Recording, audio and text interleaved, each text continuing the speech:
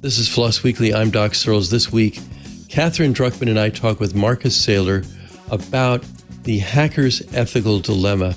He works in cybersecurity, has a huge background on that. He's an extremely responsible position, and he has to actually play, in some cases, the actor thinking of what bad things somebody might do.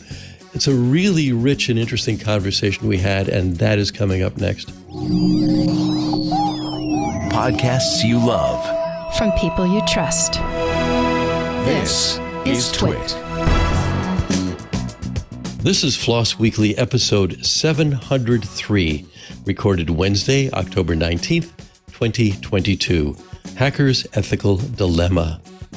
This episode of FLOSS Weekly is brought to you by Bitwarden, Get the Password Manager that offers a robust and cost-effective solution that can drastically increase your chances of staying safe online. Get started with a free trial of a Teams or Enterprise plan, or get started for free across all devices as an individual user at bitwarden.com/twit. And by Collide, that's Collide with a K. Collide is an endpoint security solution that gives IT teams a single dashboard for all devices, regardless of their operating system. Visit collide.com/floss to learn more and activate a free 14-day trial today. No credit card required. Hey there, everybody, everywhere on Earth and elsewhere. I am Doc Searls. This is FLOSS Weekly, and this week I'm joined by Katherine Druckman herself, now about to appear on screen for those of you who have them. Hello. Hey, Katherine. Hey. Hey, how are you? You're still in Houston? Of course, yes. I Yes, am. of course. Yeah, and yeah. I have a great picture of the airport flying into it and out of it a few days ago. That's there. It's not a bad airport, all things considered.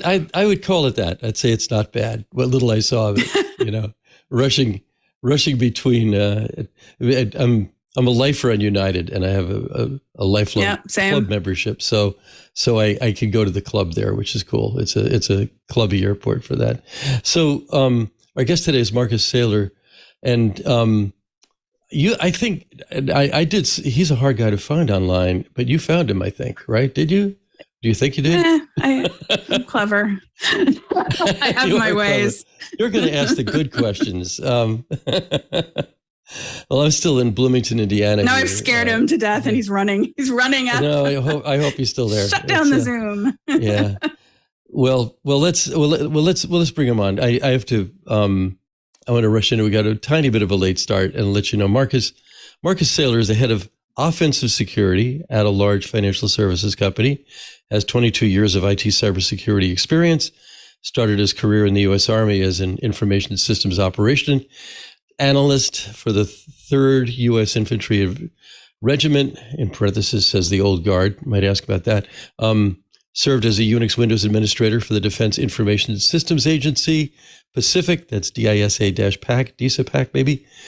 I am not a military guy, so I have to fake this stuff. And was the head of the S6 Communications Department for the 228th Combat Support Hospital, held and cleared contract positions of various DoD, DIA support agencies. In his current role as head of offensive security, he is responsible for executing threat and adversary simulation, which sounds like fun, penetration testing, and security research and development in its information security department. So Marcus, welcome to the show. There he is. Hi, how's it going? Yeah, I'm still here. Didn't run away. That's good. Tell me about offensive security, and what about security is offensive? I find myself wondering. Yeah, I think it's kind of the higher level term for the origin story of like red teaming. And so red teaming is, a traditional military tactic in which, a faction is kind of charged with testing defenses. So, offensive security, is kind of the broader term that could include red teaming, penetration testing, threat and adversary simulation. So it's kind of the catch-all for those subjects. So, okay, so a whole lot of things in your bio there. What do you spend most of your time doing? What's the, do you come to work? Do you work? It's an interesting question. Do you work at home, or does this require on-site for you to do what you do?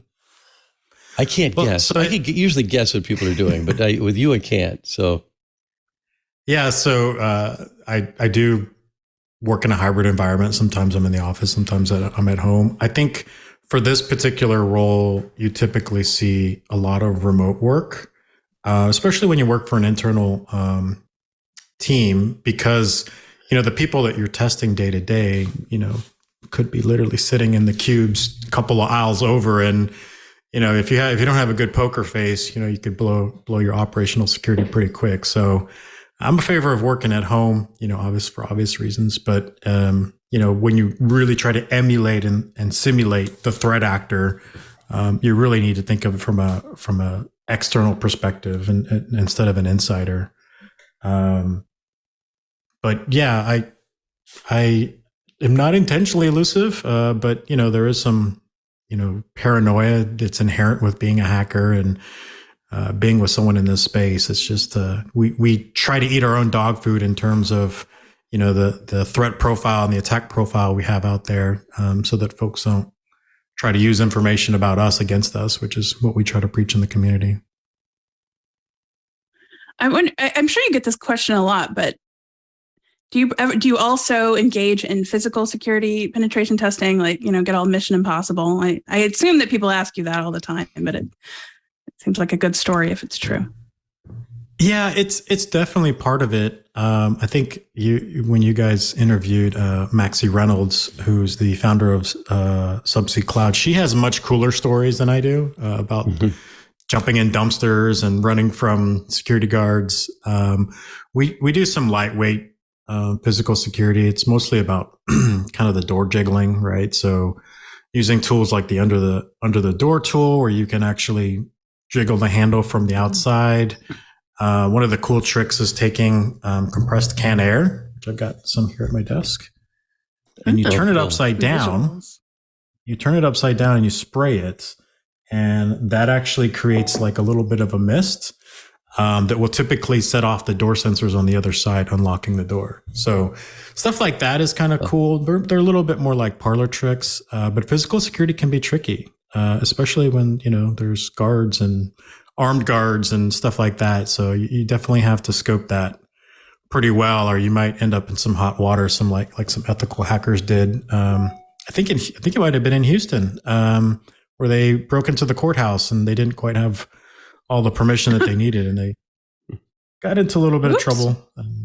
But yeah, it tends to happen. It's a tricky thing, but it is cool. It's very fascinating to me, especially lock picking and stuff like that. Mm-hmm. So.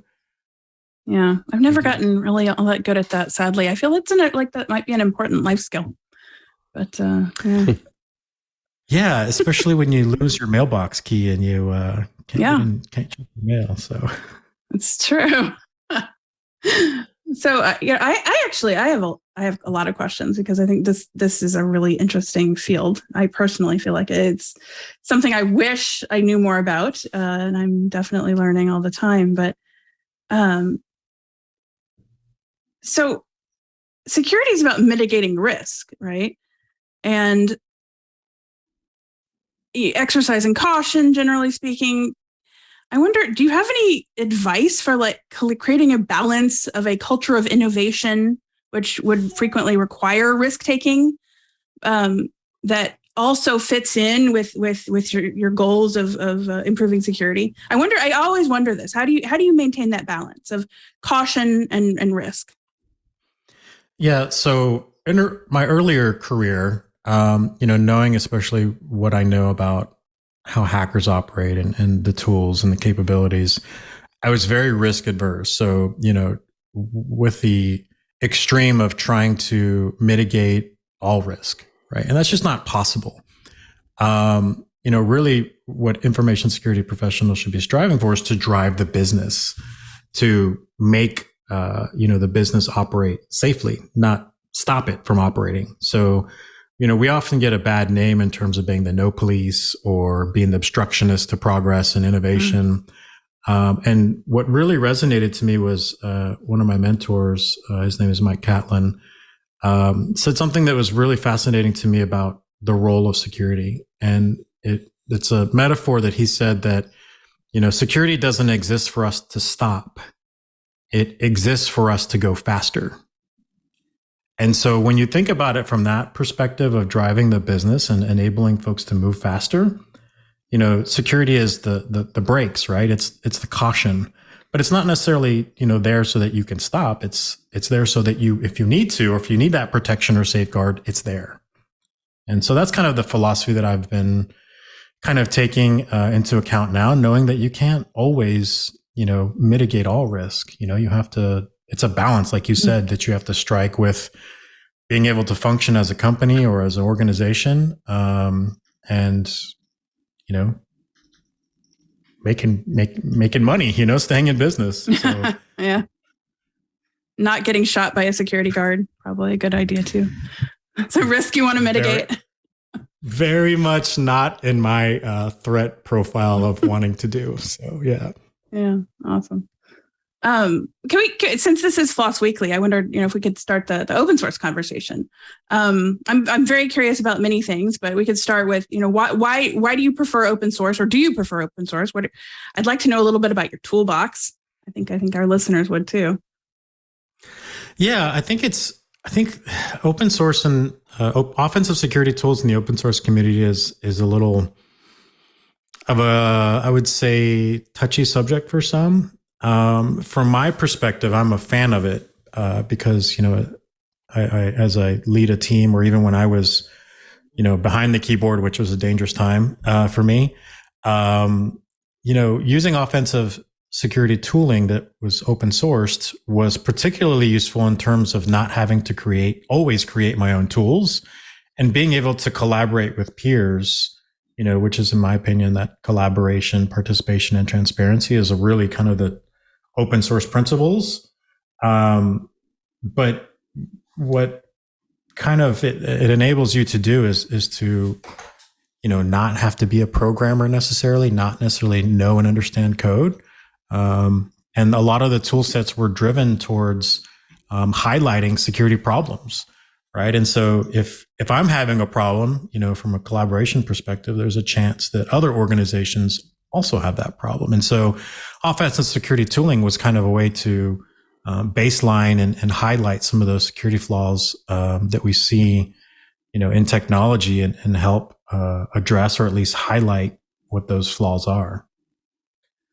But in terms of tooling, it's almost like there's a friend of mine named Andrew Robbins, who also writes really cool offensive security tooling, that said, if you can dream it or think of it, it's probably already happened, or somebody's already built it. And I think that's pretty true when it comes to offensive security tooling. Like, every time I think about something like, oh, this would be really cool to have this capability, and one Google search away, you find it, right? So, in terms of what's in my toolbox, it's probably a lot of like customization or repurposing of other people's work. But it ranges depending on what I need it for, right? So if I need to test, can something get out of, some of the security tools like proxies and firewalls, you would get an egress tool. The other one that's pretty popular is the remote access tools, so something that allows me to have command and control, outside of the environment. Enumeration tools are also very powerful in the offensive security tool space because, looking at a lot of data and collecting a lot of data all at once is, it's a challenge as an operator to have to, manually do that. So the more tooling, the better. But definitely knowing and understanding the fundamentals of how those tools work is what I would say distinguishes somebody as an operator versus somebody that's like a script kiddie. Okay. So I have some questions queued up, but first I have to let everybody know that this episode of FLOSS Weekly is brought to you by Bitwarden. Bitwarden is the only open source cross-platform password manager that can be used at home, at work, or on the go, and is trusted by millions. With Bitwarden, you can securely store credentials across personal and business worlds. October is Cybersecurity Awareness Month, and Bitwarden would like to remind everyone about key actions you should take. 1, use strong passwords. Bitwarden can generate and store strong passwords for you. 2 is enable multi-factor authentication on all your accounts, including your password manager. Multi-factor authentication is the easiest way to add extra security to your accounts enabling two-step login on Bitwarden improves the security of your password vault with options like verification through email or authenticator app available for all accounts, and FIDO2 or YubiKey OTP available for premium subscriptions. Bitwarden just rolled out a bunch of things. First is password protected encrypted export. Export your vault in an encrypted format using the password of your choice. Mobile username generator, it's finally here. It also includes support for 3 of the 5 aliases that Bitwarden supports. DuckDuckGo email alias support for their service has been integrated, bringing the number of supported alias services up to 5. DuckDuckGo Mac OS browser integration. Bitwarden partnered with DuckDuckGo to create an integration with their forthcoming Mac OS browser. Stay tuned for when they'll launch this feature. Bitwarden is also a must-need for your business. It's fully customizable and adapts to your business needs. Use Bitwarden Send, a fully encrypted method to transmit sensitive information, whether text or files. Generate unique and secure passwords for every site with enterprise-grade security that's GDPR, CCPA, HIPAA, and SOC 2 compliant. Their Teams organization option is $3 a month per user, and their enterprise organization plan is $5 a month per user. Share private data securely with coworkers across departments or the entire company. Individuals can use their basic free account forever for an unlimited number of passwords, or upgrade any time to their premium account for less than $1 a month. The family organization option gives up to 6 users premium features for only $3.33 a month. At TWiT, we are fans of Password Manager. Bitwarden is the only open source cross-platform password manager that can be used at home, on the go, or at work, and is trusted by millions of individuals, teams, and organizations worldwide. Get started with a free trial of a Teams or Enterprise plan, or get started for free across all devices as an individual user at bitwarden.com/twit. That's bitwarden.com/twit. So Marcus, the theme of this this podcast is ethical hacking, and what is an ethical hacker? I'm wondering, and I'm asking that in part because hacker is used in 2 completely different ways. I mean, I think most muggles out there think the hacker's a bad guy, and within it, I mean, we've got the hacker's dictionary.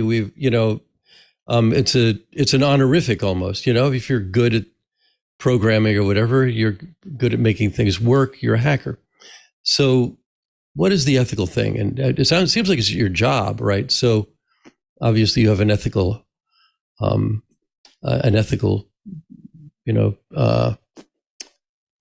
sure what the right word is, but go ahead and fill one in.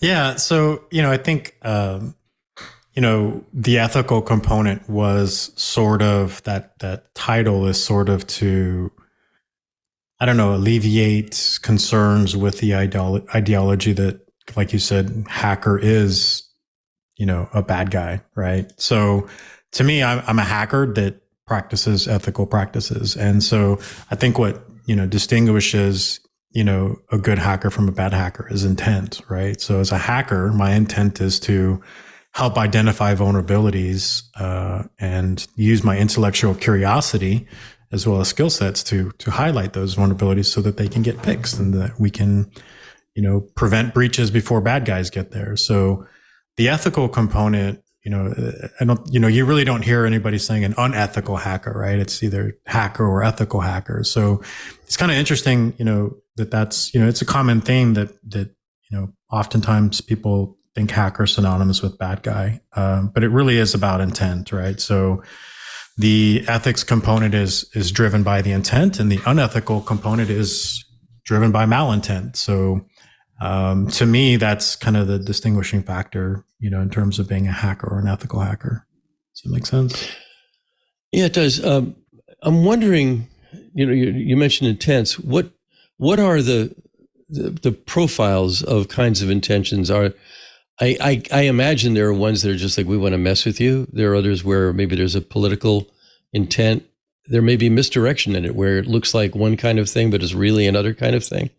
There may be almost always, I think, not, or at least often there are financial incentives. So, I mean, what are the profiles that you're looking for that you see in the world, and how is that changing? Yeah, I think it's very much like you would think about any criminal organization, right? So some are hacktivists, right? That's where they have a political motivation. You see, I'm almost scared to say their name because it's quite ominous, the stuff that they do. But you see anonymous out there that they find a political target of someone that they feel is not playing morally, is not a good moral person. So they go after them reputationally. So hacktivism is one. Then you see, the cyber criminals that are kind of like what I would consider like cyber mafia kind of things, where they have a financial intent. They run it like a business. They ransom hospitals for money. The idea is it's literally like a business for them. They develop products and have customers. The customers are not people that signed up for it, with consent, but so there's the cyber criminals, and then you have nation states. So nation states are the scarier ones, because, their motives are a little bit kind of dual, both of those. It's a little bit of a political, reason, as well as, a potential financial incentive would benefit the nation that they represent. So, the nation state threat actors are typically well funded. They're, have quite a bit, because they have an entire GDP behind them, and they have, literally armies of hackers that are designed to take out targets or, accomplish a particular politically motivated goal. So I think those are probably not all of them, but, that is a pretty broad stroke for the three of the major ones. And then, there's the enthusiasts or hobbyists that, are just kind of,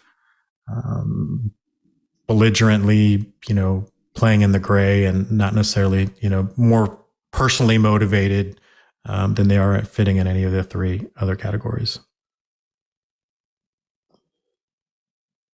Which ones, I mean, are you wrestling with the most? I mean, I from the way you describe it, it sounds like nation state actors are maybe the most powerful or the most well equipped or maybe the most experienced. I'm not sure. But I'm not sure you're being canny about who you work for, but I imagine, let's say in the retail world gets one kind of hacker and the financial world gets another. The health actors, the health, like a healthcare place, for example, a hospital may be a target of a ransomware. I think I've read about that one, or a school or something like that, but I'm kind of wondering where, what the routing is with some of this stuff and who's best at it. Yeah, and it's pretty interesting. I don't know that you can necessarily put a finger on one being better than the other in terms of skill sets. It's more about capabilities and funding, right? So obviously the nation state, you look at the People's Republic of China, they have probably somewhat of 9 to 10,000. I mean, it's not even known to us how many hackers that they employ as part of their cyber attack force. But it really just depends on the industry. So, when you think about the nation state folks, they are typically targeting other nations, right? It's cyber warfare for them. But there's a lot of collateral damage that goes into that. So when you look at RSA, when they got breached about a decade ago, it actually wasn't about RSA. It was about trying to get access into DoD systems through RSA, as kind of the proxy because of the multi-factor, capabilities that they had that the DoD heavily operated.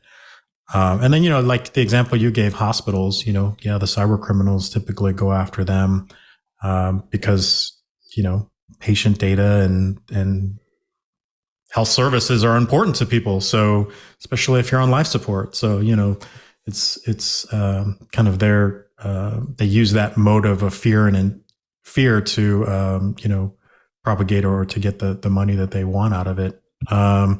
So in financial services, it's a mix, right? So, anytime there's, a lot of money, attributed to a particular country, going after that company, could be a nation state focus, but for the most part, it's the cyber criminals, the ransomware folks that do have some reputational damage that they want to occur, or they use that as their motive to get the ransom forward. Large companies also, data is pretty important to them. So the attacks tend to be data centric, whether it's disclosure or, disrupting operations or IT functions that a lot of these hackers go after for financial services companies. So speaking of going after the targeted attacks, I wondered if we could kind of shift focus, because I know you wanted to talk a little bit about commercial software using open source and potential security vulnerabilities. You mentioned Log4Shell. I actually wanted to ask you, what you think about things like the Securing Open Source Software Act, the recent executive order on improving cybersecurity. I wonder if you think, is that going in the right direction for addressing issues? What do you think the issues are? How do you feel generally about commercial software using so much open source? I mean, it's ubiquitous, certainly. But as we all know, security vulnerabilities are increasing. The time to fix them is increasing. Dependencies, or number of dependencies, is increasing. So I wondered if you could speak to all of that. Yeah, I'm of two minds on the open source being used in commercial software. To me, it and you guys are the open source experts. I just kind of play in this space. To me, it doesn't feel like it quite embodies the principles of open source when, a company takes open source capabilities or libraries or software and then packages it and resells it. It certainly doesn't, lend itself to that collaboration and participation, and I know that a lot of companies do give back in terms of, contributing to those communities and contributing to that code source to improve it and make it better.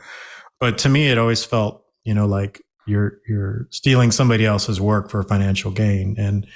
But on the other side of things, and this is where my my second mind on this kind of kicks in, is there's a lot of great products that have come out that are built off this open source community and platform that have made organizations that are dealing with cyber attacks better.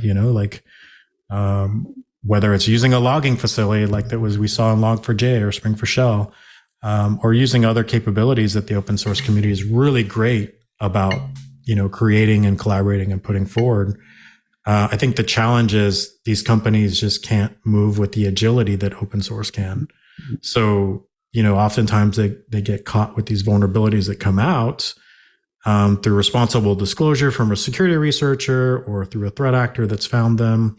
And they just can't pivot and adapt, implementing those fixes or those code changes, because there's so many other downstream dependencies that call that library or rely on that library, and you can't just hot swap them out. So it's a challenge, I think. And, I kind of go back and forth with it and struggle with the idea, especially when things like Log4Shell come up and, you see the whole world and the whole IT community having to react to it. Especially, big scary ones like that come out. Hopefully not every year, but it seems to be more frequently, like you said. In terms of legislation, I think it's always interesting to see legislation in this space and how it gets interpreted, how it gets enforced, and how it gets implemented. And if you look at things like HIPAA and SOC and GDPR now, in Europe and even, in the US, like the California Privacy Act and stuff like that are starting to pick up on this in the States. It's always interesting to see how organizations react to that, because, sometimes it starts to become a check the box fix or implementation. It's not really in true spirit of the problem or fixing the problem. So I'll be interested to see, how those particular forms of legislation kind of get implemented or rolled out. I'm optimistic that, it'll put some tangible, positive, productive security practices in place for, companies in the US. But, at the same time, thinking about it and advocating for small businesses, I mean, this could potentially cripple startups or cripple, organizations that can't afford to have, a fully staffed security staff, or can't afford to, maybe have to check the box with some of the governance or the legislation that was put forward. Interesting. I appreciate you answering, because I'm obviously personally heavily biased toward open source. Like these aren't, I wouldn't ask the question of why. Obviously there are ways to do corporate open source correctly and maybe incorrectly. And I'm very lucky that I've only really experienced the former. I've been paid by companies to contribute to open source, which is a great place to be. But I understand that there is this weird skepticism. Again, I'm so biased. I've only really ever been in the open source technology world. I know very little about proprietary technology, but I wonder if you think the focus on open source when we talk about vulnerabilities is maybe unfair. I know that there, like, why is it the Securing Open Source Software, Act? Why not just securing software? It's a proprietary software, certainly has vulnerabilities. I wondered if you had any thoughts about that. Yeah, I think to me, it's a little bit about, when you think about proprietary software, there's that security theater, right? Because the source code is not as collaboratively known. Maybe there's a perception that it's not as easy to find vulnerabilities, or I really don't understand it either, because, we've seen vulnerabilities come out in mass. I mean, literally hundreds, if not thousands every year across the commercial proprietary space. So I think what makes it uniquely challenging for open source is through the sheer nature of being open. Security researchers or bad guys can actually more quickly and more easily find those vulnerabilities. And so from my perspective, those are more like bugs or defects. We've just kind of called them vulnerabilities because of the security implications to them. But yeah, it does feel a little bit challenging and unfair to target the open source community. But the unfortunate side of it is that because of the nature of the collaboration and openness, it kind of puts a target on their back, versus proprietary is a little more closed. I had a couple of thoughts. One was going back to regulation and policy. You mentioned the GDPR, CCPA.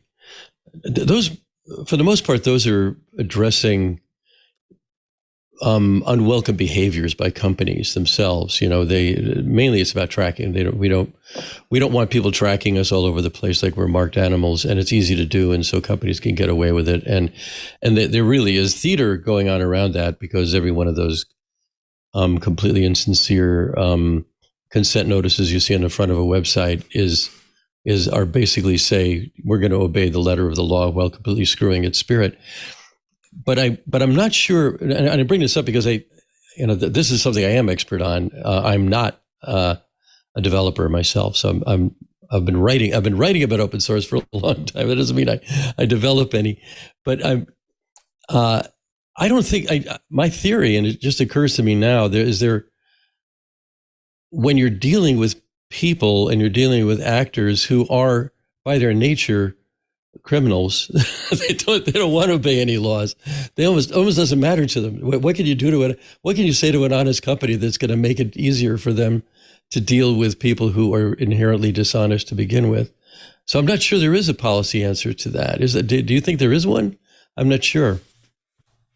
Well, I think it's interesting because, obviously bad guys don't obey the laws. Otherwise they wouldn't be bad guys. Right. So it's always difficult to see, the attempt to legislate out of that. Right. So I think, privacy is something that I'm particularly passionate about, as you may have been able to tell when trying to find information on me. But yeah, it'll be interesting to see how effective it is, but I certainly think privacy is something that we can do better at. And I think it's a shared responsibility, right? So individuals need to demand that privacy, but it's almost like our hand is forced, right? Because you get that consent, or you get that, do you agree to the terms? And, what are you going to do? Click no. I mean, very few people do that. Very few people read them either. So I'm not a, legal counsel. I can't read the legalese and understand, the implications outright as to what they're doing or what they would do with my data. But you always try to challenge organizations, and understanding where that data lives and what they're doing with it. It's an interesting thing to me that well, there are many interesting things here, but one of them is that you just said, well, you don't read the legalese, any of these things. It's not even worth reading because it's meaningless inherently. They hold all the cards. They can change the cards anytime they want. A privacy policy is meaningless. Any company can change it anytime it wants. There's nothing obligating them to telling you anything about them. There's just sort of a promise to have good behavior in almost every case, at least with the commercial companies and the publishers. They're busy selling or harvesting and sharing information about you or meta information about you to thousands of actors on the back end. And the question I have about that is, has anybody looked at the security vulnerabilities at that end? I mean, it's not like you have them we all know that we're vulnerable, but mostly what we're vulnerable to is we may get an irrelevant ad, or we may get a creepy ad that is too relevant, perhaps, But what happens there's such a gigantic market, $1 trillion market, really, in personal information that is largely unknown to the individuals who are giving up this data, that not intentionally, it's just being harvested. And it fans out to companies you never heard of, not just Google and Facebook, which is what most of the regulators are after because they're kind of an easy target and maybe a legitimate target in some ways, but lots of other parties. Have people in your profession looked at that area and said, this is a show back here? We're trying to avoid profanity here, but or is it Do we? Or is it of no interest because it's just a mess, but it's not our mess. It's some other mess out there. Let Google and Facebook deal with it, and we don't care. I'm just curious. Yeah, I think it's interesting, going to and seeing how, when you think about it from a commercial financial motive, we tend to give those companies or organizations a pass. But we also, there's a large market in the underground market, in the dark web, for data brokers and treating that like a commodity. But, that's perceived to be very negative. And, we go after those folks and, putting your social out on the dark web and, that's, perceived to be malicious and criminal, right? But, when you talk about data brokers that do it for a business, a legitimate business, in air quotes, it's common and acceptable practice. So yeah, I see, especially when you think about the motives of threat actors or bad threat actors, like these are the companies that those guys will go after because they have all that data, they've collected all that data. And there's a gambit of things that they can do with it. They can use that to launch future attacks at individuals, or identity theft, which is, also potentially financially motivated. Social engineering of many types, whether it's trying to get, as something simple and silly as like getting your Instagram account, or getting into your bank by knowing your personal questions. So yeah, it's privacy is something that I feel like we need to come a long way on. I think Europe is starting to focus on that and getting that predominantly right. I know a couple of times I've had to do some investigations or some hunting of individuals in Europe, and it was just so much harder to find that information because that data brokerage kind of market doesn't exist there, right? They don't sell that data, or that information doesn't regularly get collected. But finding anybody in the US, I mean, you've got so many information sources to choose from. And, it's like whack-a-mole if you're trying to secure that and get that removed, because they all proliferate. They all talk to each other. They all sell and resell. And it's a almost impossible thing to do here in the US. That I have not heard that before, that it's harder to find somebody or, to track down an individual in Europe because there's not that market for personal information operating there, or at least not operating like it is here. Whereas here, it's this weird kind of free-for-all. It's this souk. It's a public bazaar almost, except it's a kind of a big private bazaar that the public doesn't go to, but information about them is being bandied about there. I was thinking in Germany, for example, when I've gone there, I thought, okay, let's see what this place looks like on Google Street View. It's not there. they get Kick Street View out. They don't want anybody looking at your house.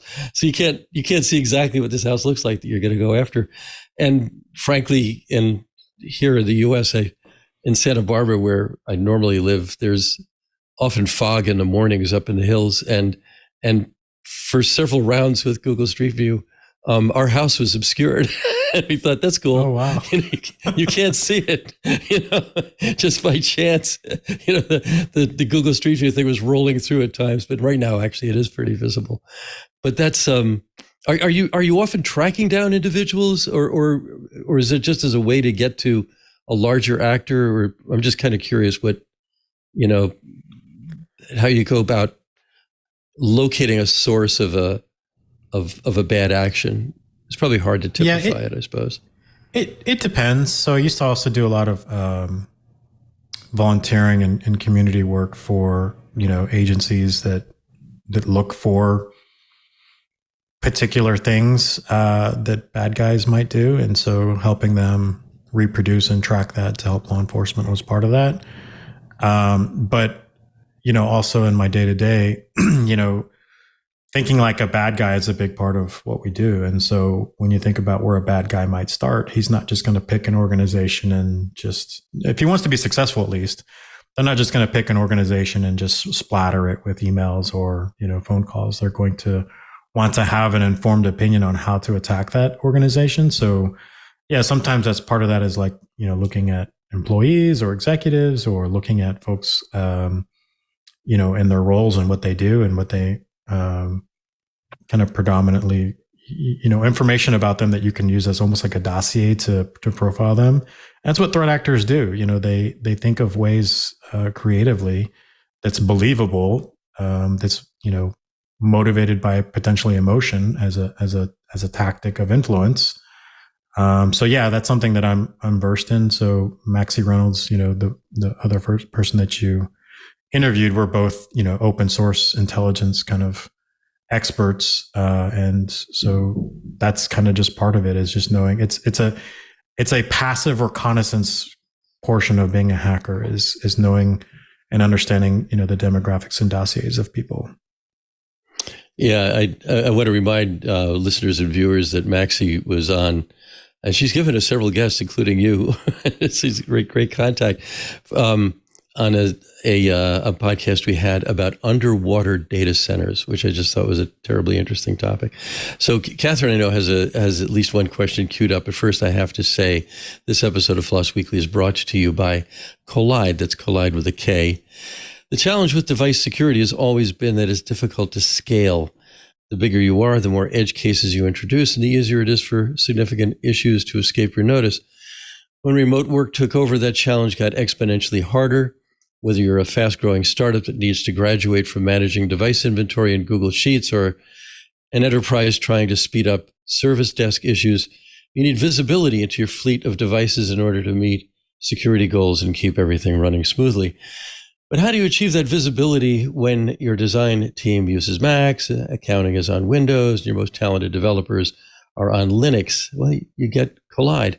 Collide is an endpoint security solution that gives IT teams a single dashboard for all devices, regardless of their operating system. Collide can answer questions MDMs can't. Questions like, do you have production data being stored on devices? Are all your developers' SSH keys encrypted? And a host of other data points that you'd have to write a custom shell script in order to learn about. Think about it. If a Linux vulnerability is exposed tomorrow, how will you figure out how many machines are at risk? File a ticket with the team that manages your MDM and wait days to get a report back. Send a mass email and hope the Linux users open it. With Collide, you have real-time access to your fleet's data. And instead of installing intrusive agents or locking down devices, Collide takes a user-friendly approach that communicates security recommendations to your employees directly on Slack. you can answer every question you have about your fleet without intruding on your workforce. Visit collide.com/floss to find out how. If you follow that link, they'll hook you up with a goodie bag, including a t-shirt, just for activating a free trial. That's KOLIDE.com/floss. Cool. You So guys have some really great security. I know. You have some really great security I sponsors. I know about that. That's why they're here. They know you're on.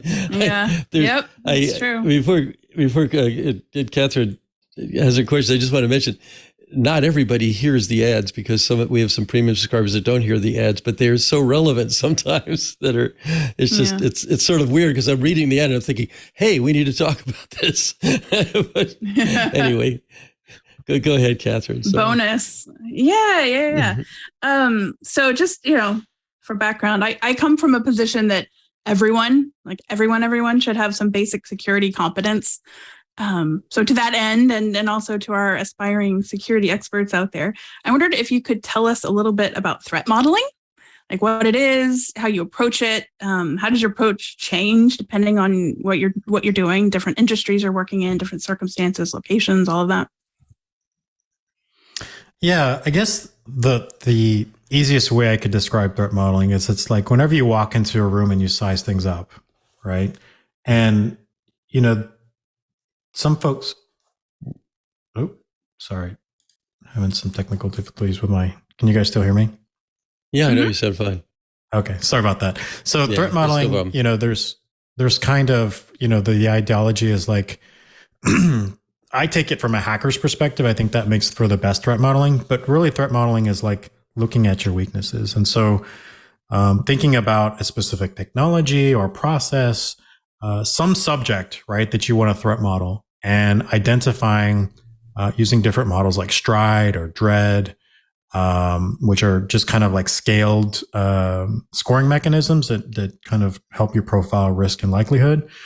But essentially, when you threat model, you think of, you kind of have to put your bad guy, your hacker hat on, and think of like, how would a bad guy enact a threat against this particular, subject or product? And you basically just put everything on the table. It's very collaborative in nature. You need to have folks that are technology SMEs, that are experts, and they don't have to be security, individuals. In fact, they should be the product managers or operators. They work best in terms of threat modeling. And you pair them up with some security professionals, and you just kind of hash it out. Like, what are the threats that are relevant to this? And so once you've kind of documented all those out, you start thinking about compensating controls, because not every threat is uncompensated for, right? So you may have some things like, we have multi-factor, we're securing our passwords using Bitwarden. So there's some compensating controls that tend to mitigate some of those threats right out the gate. And there may be things you're already doing. But then there may be some things that you've missed, right? And so that's when you start thinking about residual risk. So residual risk is basically what's left after you've tried to compensate for those threats. And really, when you think about the outcomes of threat modeling, it's that residual risk that you really want to focus on, because that's going to tell you where the bad guys are actually going to try and go, or what they're going to try to exploit. So, as an organization, you kind of have a choice. Either you address the risk or you accept it. But, mitigating, like I said earlier, mitigating risk completely is never really always an option. It's not really an option because there's always some residual risk. Right. So I think personally, again, everyone creates better threat models when you can see different angles, see things from different perspectives, from different lived experiences, different cultural backgrounds, all of those things. And I think for that reason, it's important to recruit people into the security field with a variety of experiences and different backgrounds. Multidisciplinary backgrounds, for example. And I just wondered what advice you might have for career changers or people who may have a different technical background, but not security in particular, but who would like to build up their security skills in particular, or offensive security skills in particular. Yeah, so I actually lead I head up the offensive security program at my company. And I think you hit something that's super important and I'm passionate about, and it's that diversity of thought, right? Mm-hmm. So, the demographics of my team are just wild. Like, I have someone that didn't even come from tech. She came from international relations and political science. Oh, what does that have to do with hacking? Well, it's people. Everything. Right? So everything. Everything. Yeah. And it's not something that you would see as a traditional background for a hacker, but it makes sense. So I think you're spot on in thinking about that. And so what I would say is if you're on the new career side of things, think about your angle. Think about, like this particular person, she thought, well, I know people, I know political science, I know, international relations and how other countries think. So I can put myself, if there's a threat actor that I can think about, I can put myself in their mind frame and in their mindset. So I guess just likening what I would say your superpower is, or what your current background is, and using that as a force of good in security. So, for me, I come from a system administrative background. So I know how sysadmins think. I know the corners that we cut, that may impose or create security flaws, right? I had somebody that, used to work on a help desk. So this person is hugely operationally driven. They're the person that I can count on that's going to grind through, the operational work of keeping the lights on and keeping things going. So it's really just about, and if you have no background at all, that's to me sometimes the best person, because they're moldable, they're malleable. But it really, because it's such a large space, it really is about finding what your passion is and finding what interests you, and trying to get good at that. I love it. Yeah, I not to get on a soapbox, but I personally obviously feel like there aren't enough women working in cybersecurity. And at the same time, I think it's important to fix it because men and women think differently. A woman has a different lived experience. The experience of walking down a city street as a man or a woman, or depending on your appearance or many other factors, is completely different. And your approach to danger and safety and security is affected by that. And I think it's important to have those voices. So I appreciate you saying that. Yeah, it's unfortunate to say this, but women make the best threat modelers. They can look into a room and size up all the danger immediately. Not to generalize or stereotype, but it's been my experience. And I think, in terms of that demographics, you're absolutely right. I think it's, I want to say the last statistic I read was something like 18% of women in information security, which is abysmal to me. And then I think it's even lower for hackers. Like, I think it's somewhere around the 8% for hackers that are women. So certainly, creating those heroes and those, people that, look like you and representation is really what matters in terms of trying to change that. So, I definitely have, a fairly diverse team. And, I think it's leaders, right? Leaders have to be part of that change too. Yeah, I agree for sure.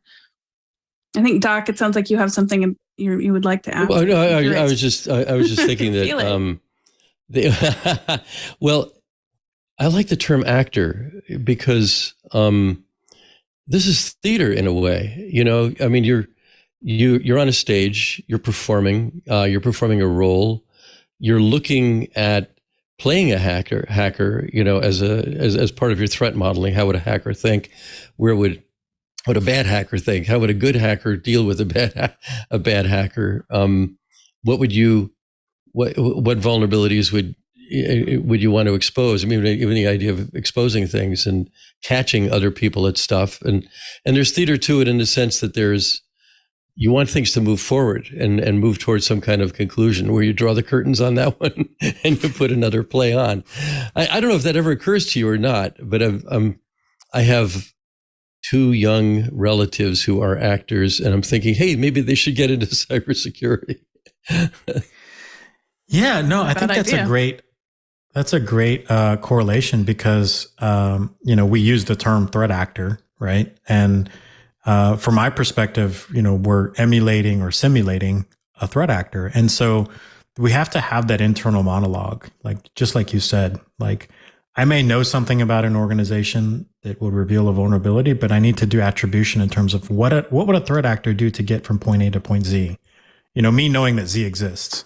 So that internal monologue, that improv, you know, we have to think on our feet. We have to react to defenders, right? So defenses can sometimes squash us and catch us, and we have to pivot and move and think about it from a different perspective or a different angle to try to get around defenses.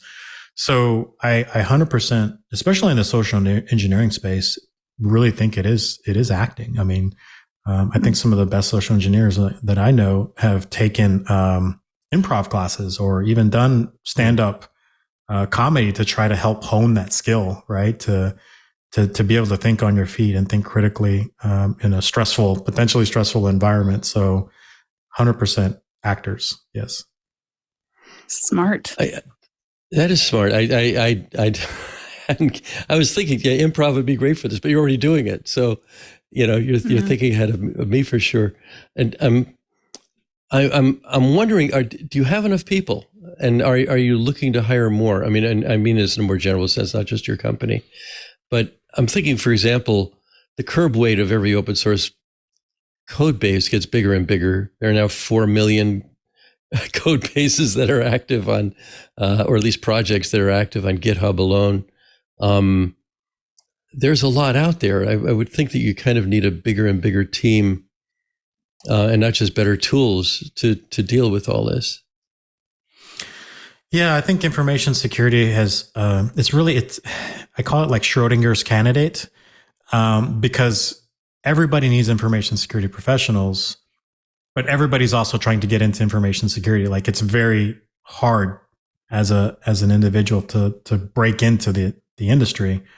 And so, you know, nobody, I think, really gets it right in terms of like, how do we inject that workforce into a shortage, and maintain it and keep it. And, you know, because folks do leave the industry because it can be sometimes frustrating being understaffed and being under-equipped tool-wise. So definitely there's always a need. And so, but there's always a need for seniors, right? It's for experienced and seasoned people.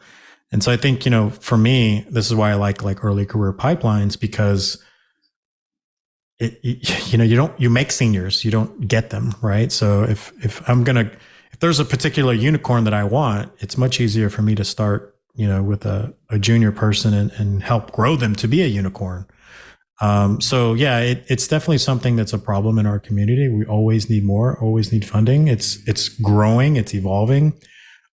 Just the sheer number of commercial products out there that are security related, it's staggering. Like, I think they've started to run out of names to call it, and so they're just calling it like weird, fancy names that I've never heard of.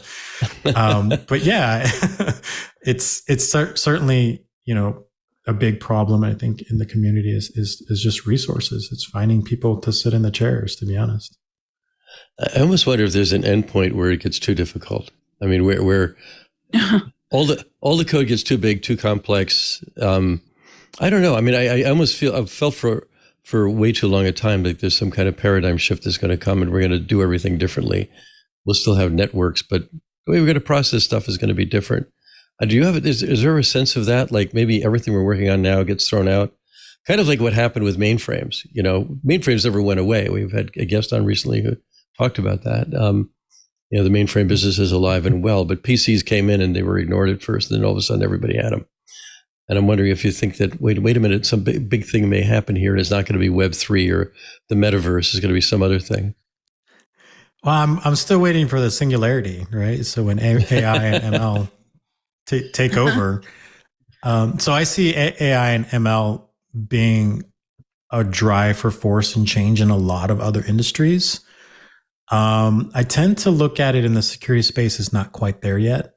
Because there's a lot of critical thinking and interpretation that goes into risk management. So I want to see a tipping point where it gets better and actually helps reduce the load on the individuals, because a lot of it is just manual analysis, knowing what you're looking at and knowing if it's good or bad when it's in a sea or an ocean or universe of normal, right? So baselining is difficult and often takes a human eye. So, but that's the hope, that progresses, and, maybe it puts me out of a job, but I don't think anytime soon, not in my career.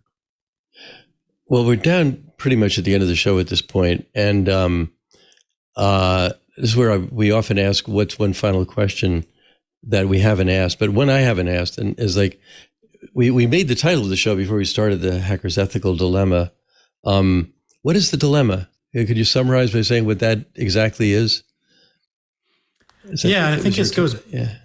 It goes back to the open source element of creating tool sets, the open offensive security tool set. And the dilemma is like, do I shine light on a problem and collaborate in an open way using open source? Or do I hope, knowing that threat actors with malintent could pick up on them and use them? And we've seen it happen. I mean, we've seen breaches as a result of them using, ethical hackers tools. So the dilemma is like, what do you do about it? Do you not do that security research and hope that the threat actors don't get there first? Or is there a way that you can still do that and protect the community or protect, organizations from, threat actors using your tools for bad? And I think it's a dilemma that I've seen a lot of security researchers kind of struggle with and oftentimes really feel bad about in terms of what their tools were used for after they released them. But it also has advanced the security space and security products, in my opinion, infinitely. So, I've seen a lot of good things get fixed. The threat actors have used, maybe because of these tools, maybe not, because some of the open source OffSec tooling. So that's I think the dilemma that I wanted to highlight in terms of that title. That's great. I also liked what you said earlier. I think it was you were quoting somebody that the key isn't to stop; it's actually to move faster. That's that kind of goes with what you were just saying about there are a lot of improvements coming along, and it's all moving well with more things coming into the world. And I may be putting that wrong, but we don't have time to make me right yet. unless you insist you on got it. No, that's right. That's close enough. Okay, that'll do. That's a patch that'll work. We always close with these two questions. What are your favorite text editor and scripting language? Okay, so I'm probably going to get popcorn thrown at me. No matter how many languages I pick up or play with, whether it's Python or C# or whatever, I still really enjoy Unix command line, Corn Shell, and Bash. Like, I still write tools using those. So scripting language, whatever. And so I'm also very old school on the editor. I'm a VI guy. It was just how I was taught, Yeah. People always joke about not being able to exit VI. I have problems with Nano. I can't save or get out of Nano to save my life. But I can do some fancy, crazy stuff in VI. So, or Vim, which I use more these days. I don't think either. I approve of your answers. Yeah. No, those nope. I totally approve. Those would probably be my answers too. So that's all good. Well, it's been great having you on the show, and I'd love to have you back sometime to talk about whatever has changed, and hopefully you haven't been, you've stayed ahead of everything along the way. Yeah, would love to. Would love to come back. Thank you for having me. Thanks again. So, Katherine, how was that for you? That was. Yeah, it was great. This is a topic. Well, I enjoy this topic. It's something that I do in the day job, and I do. I evangelize open source at Intel. I should mention that I guess that's a disclaimer, or my opinions. It could also be a plug. I mean, a plug or a disclaimer, both of those. I do. Yeah, and I talk to security people, and I talk about security, and I research, and it's a lot of fun. And so this is a great topic for me, and I really enjoyed it, and I enjoy hearing other people's perspectives. I am so entrenched in open source thinking and open source ethos and everything that I really, really enjoy hearing perspectives from people who maybe see things slightly differently from me. And I think that's incredibly valuable. So yeah, it was great. Yeah, this is solid. And, I think a big takeaway for me is that, I like to tell my young actor friends that don't like their jobs, because no actor, most actors are doing something else anyway. They're not acting for a living.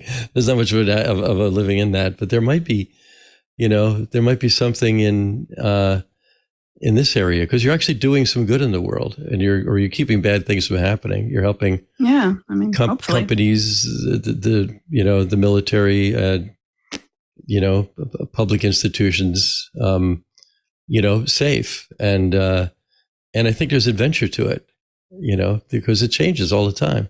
It's not staying in one place. So, I think that's probably, yeah.